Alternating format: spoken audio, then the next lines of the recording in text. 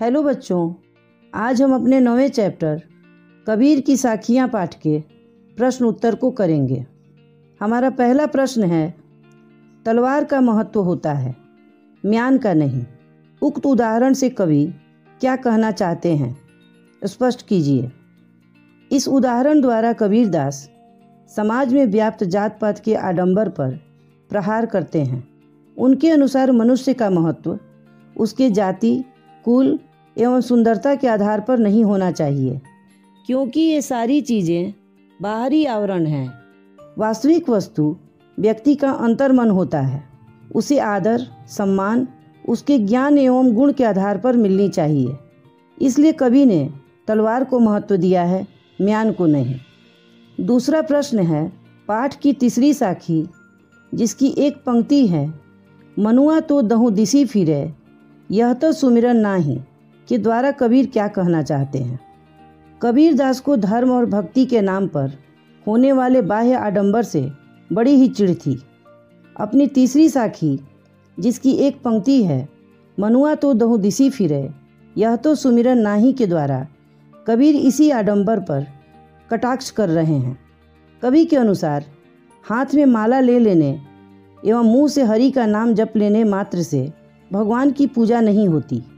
उसके लिए तो अपने चंचल मन जो दसों दिशाओं में भ्रमण करते रहता है, उसे एकाग्र करना जरूरी है। भगवान का नाम लेना तभी सार्थक होता है जब मनुष्य अपने मन को नियंत्रित कर स्वयं को भगवान के ध्यान में लीन कर ले। तीसरा प्रश्न है, कबीर घास की निंदा करने से क्यों मना करते हैं, पढ़े हुए दोहे के आधार पर स्पष्ट कीजिए। कबीरदास घास की निंदा करने से मना करते हैं। यहाँ घास दलित एवं कमज़ोर का प्रतीक है। कवि हमें बताने का प्रयास करते हैं कि हमारे पैरों के नीचे रहने वाले घास, जिसे हम कमज़ोर एवं तुच्छ समझकर अपने पैरों से रौंदते रहते हैं, जब कभी यही घास हमारी आँखों में चले जाते हैं, हमें बहुत ही तकलीफ़ होती है।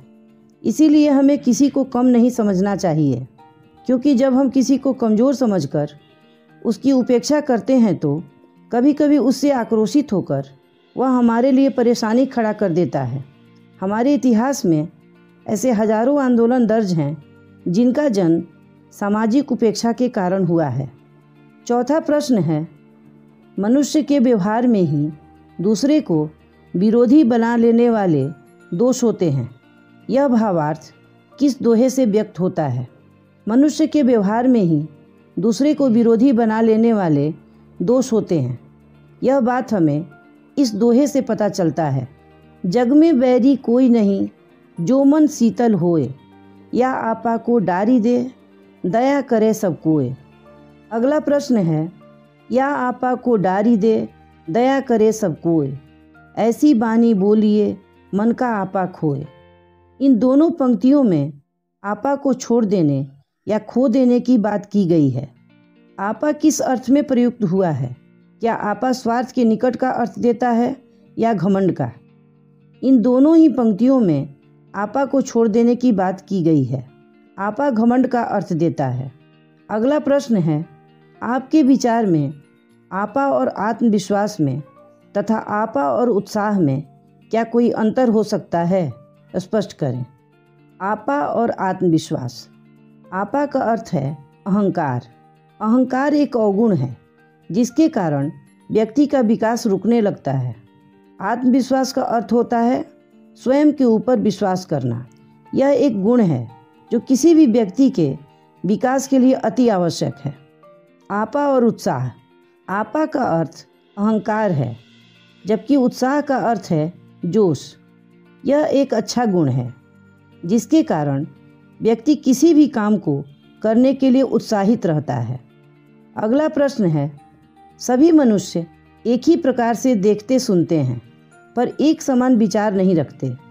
सभी अपनी अपनी मनोवृत्तियों के अनुसार कार्य करते हैं।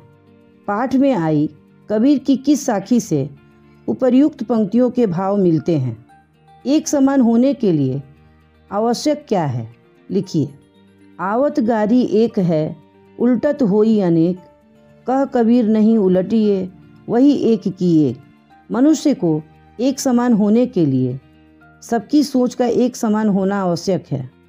अगला प्रश्न है, कबीर के दोहों को साखी क्यों कहा जाता है? कबीर के दोहे को साखी इसलिए कहा जाता है क्योंकि इसमें श्रोता को साक्षी यानी गवाह बनाकर साक्षात ज्ञान दिया जाता है। कबीर समाज में फैली कुरीतियों को अपने इसी साक्षात ज्ञान द्वारा समाप्त करना चाहते थे। अगला प्रश्न है, बोलचाल की क्षेत्रीय विशेषताओं के कारण शब्दों के उच्चारण में परिवर्तन होता है। जैसे वाणी शब्द बानी बन जाता है, मन से मनवा, मनुआ आदि हो जाता है। उच्चारण के परिवर्तन से वर्तनी भी बदल जाती है।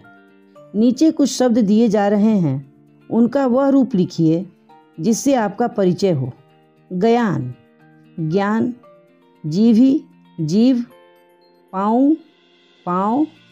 तली, तले या नीचे। आँखी, आँख। बड़ी, बड़ी।